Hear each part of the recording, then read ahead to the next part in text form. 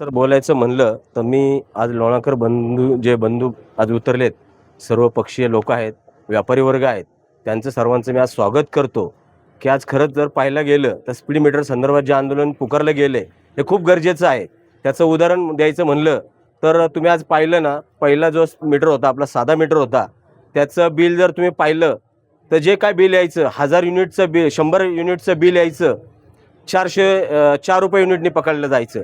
आता speed metre आल्यापासून जर 100 मीटरच्या पुढे जर आपण गेलो 200 मीटर झालं, जे 100 मीटर वाढले त्याचे लोक 7.5 रुपये पकडतात, 7.5 रुपये पकडतात. त्याच्या पुढे जर 100 वाढलं, समजा 300 गेलं तर त्याचं साधारण समजा 7 झाले त्याचं ते साधारण एक 14 रुपयापर्यंत करतात. म्हणजे 100 जसं वाढत जाईल तसं 4 3.5 रुपये असे वाढवत जातात. ही आपली लूट आहे आणि हे लोकांच्या अजून लक्ष देत नाही. हे जे बिल वाढत चाललंय स्मार्ट मीटरचं, ह्याचं कारण एकमेव असं, जसं चक्रीवाढ व्याज लावलं जाते तसं आपल्यावर चक्रीवाढ व्याजा टाईप हे पैसे लावले जातात आणि ते आपल्याकडून लुटल्या जातात. या संदर्भात आज जे लोणावळा नागरिकांनी जो पाऊल उचललंय याचा आमचा शिवसेनेचा पाठिंबा आहे. याच्या अगोदर तुम्ही पाहिलं असन 2007च्या वेळेस काँग्रेस सरकार होतं तेव्हाच वाढीव बिलं यायची लोकांना, तेव्हा शिवसेनेने मोठ्या प्रमाणात आंदोलन करून MSEBीचं ऑफिस तोडलं होतं. मी MSEBीला असा इशारा देतो, इथून पुढे जर असं बिल वाढत राहिलं तर सर्व पक्ष मिळून आम्ही हे ऑफिस तोडू असं आम्ही तुम्हाला उत्तर ग्वाही देतो आणि थांबतो. जय हिंद, जय महाराष्ट्र. आजचा जो बंद आहे हा व्यापारी संघटना आणि सर्व राजकीय पक्ष आणि लोणावळेकर नागरिकांनी मिळून हा तुम्ही जर बघितला तर म्हणजे एकदम कडक बंद आज झालेला आहे लोणावळ्यात. आणि MSEB किंवा MSEDCL जे असेल त्यांच्या ज्या कारभारा विरोधात आहे. मग कारभार म्हणजे लोणावळ्याचे जे नागरिक आहे दिवसातून कमीत कमी 7-8 वेळा लाईट जाते. अर्धा तास जाईल, कधी 1 तास जाईल, कधी 10 मिनिटासाठी जाते. मग वारंवार म्हणजे अनेक महिने वर्षापासून आम्ही हा त्रास सहन करतोय. आणि त्याच्याचबरोबर आता नवीन एक हॉट म्हणजे टॉपिक म्हणजे स्मार्ट मीटर आलेलं आहे. स्मार्ट मीटरचा सक्तीने त्यांनी काही ठिकाणी सोसायटीमध्ये जाऊन त्यांना माहीत पण नाही आणि त्यांनी डायरेक्ट ते बदली करून टाकलं. तर ह्या स्मार्ट मीटर विरोधात पण लोकांचा जो रोष आहे, खरं म्हणजे स्मार्ट मीटरच्या विरोधात खूप मोठा रोष आहे. कारण हा स्मार्ट मीटरमुळे खरं म्हणजे तर गरीब आणि जे मध्यमवर्गीय त्यांना जास्त त्रास होणार आहे. उद्या समजा ह्याच्यात ऑटो कट होणार आहे. एखाद्या गरीबाचा रात्री समजा 2 वाजता लाईट कट झाली, त्याचा 5000 बिल असेल, तो रात्रीचा किंवा 15 मिनिटात ऑनलाईन भरणार कसं? म्हणजे त्याला 1 दिवस पैसे जमा करण्यासाठी 2-3 दिवस तो अंधारात राहणार. तर हा जो मोर्चा होता हा MSEB आणि MSEDCLचा जो हा स्मार्ट मीटर बसवण्याचा जो कार्यक्रम त्याच्या विरोधात होता.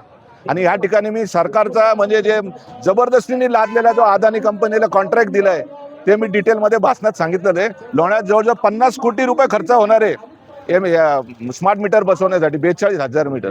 व्यापारी संघटनेतर्फे हा लोणावळा बंद पुकारलेला आहे. आज 22 तारीख सोमवार हा सर्व पक्षीय आणि सर्व व्यापारी एकजुटीने हा बंद लोणावळ्यात ठेवलेला आहे. हा बंद MSEB महावितरणच्या गलतान कारभारासाठी हा बंद पुकारलेला आहे. दिवसातून 10 वेळा लाईट जाती. स्मार्ट मीटरचा हा प्रश्न पण आहे. स्मार्ट मीटर न सांगता बसवलेले गेलेले आहेत. स्मार्ट मीटरमुळे जुन्या मीटरच्या पद्धतीनं मीटर रिडिंगपेक्षा जास्त 2 पटीनं 3 पटीनं हा बिल आकारणी येत आहे. त्यामुळं हा लोणावळा नागरिकांच्या जनतेमध्ये फार आक्रोश आहे आणि यासाठी हा बंद पुकारलेला आहे.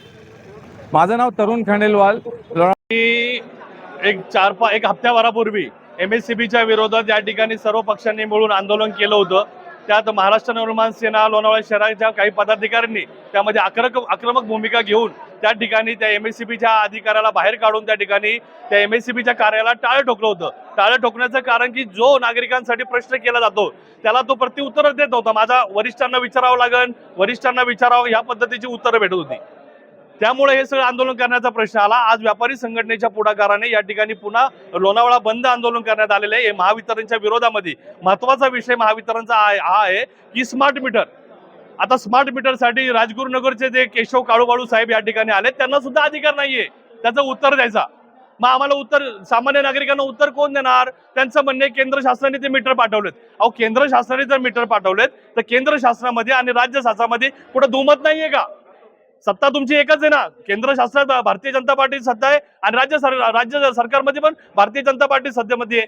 मग भारतीय जनता पार्टी सत्तेमध्ये असताना विधिमंडळामध्ये आदरणीय देवेंद्र फडणवीस साहेब मुख्यमंत्री हे असं स्टेटमेंट का देतात की हा मीटर सामान्य नागरिकांसाठी आहे. त्याचबरोबर सामान्य नागरिकांना कुठलीही जबरदस्ती करणार नाही हा मीटर बसवण्यासाठी. हा मीटर कमर्शियल झोनमध्ये बसवला जाईल आणि तो सुद्धा प्रायोगिक तत्वावरती. प्रायोगिक तत्वावरती याचा अर्थ काय होतो की ट्रायल बेसिसवरती. मग ह्या मीटरची नागरिकांना सक्ती का? हाच प्रश्न जर आम्ही वारंवार अधिकाऱ्यांना विचारतोय त्याचं उत्तर अधिकाऱ्यांकडे नाहीये. अधिकारी म्हणतात पूर्वकल्पना द्या ना. अरे आम्हाला मीटरच तो नकोय. जुन्या मीटर मधून सुद्धा आम्ही वीज घेत होतो आणि नवीन मीटर मध्ये सुद्धा वीज घेतोय. जे अडाणी कंपनीला जे 30-40 कोटीचं जे टेंडर देण्यात आलेलं आहे त्याच्यामध्ये तुम्ही या नागरिकांना महाराष्ट्रातल्या जनतेला सुव्यवस्थित व्यवस्थित वीज द्या. आम्हाला ते मीटर नको आहेत. यासाठी हे सगळं आंदोलन पुकारण्यात आलेलं आहे. पण प्रत्यक्षदर्शी यातून असं निघतंय की आता सुद्धा ह्या लोणावळेकर नागरिकांना या ठिकाणी उत्तर भेटलेलं नाहीये. त्यामुळे इथून पुढे सुद्धा हे आंदोलन कायम चालू राहील. जय हिंद, जय महाराष्ट्र. माझं नाव मी अमित भोसले, महाराष्ट्र निर्माण सेना, मावळ.